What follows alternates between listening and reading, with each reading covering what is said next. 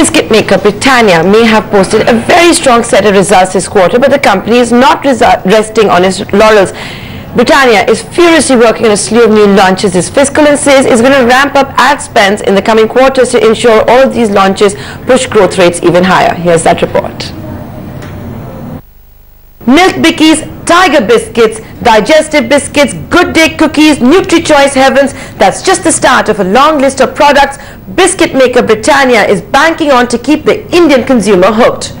The company has had a great July to September quarter with net profits jumping 177% and says it's banking on more new launches to build on its strong growth performance over the coming quarters. We've just started our journey on innovation. We've launched NutriChoice Heavens, which is our first salvo as far as our innovation journey is concerned. You will see a lot more action on the innovation front.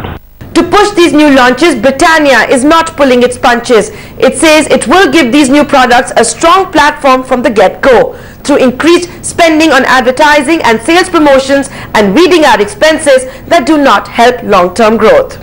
What we are doing as far as the ANSP is concerned is we are trying to weed out all the expenses which do not give us a long-term growth on our business.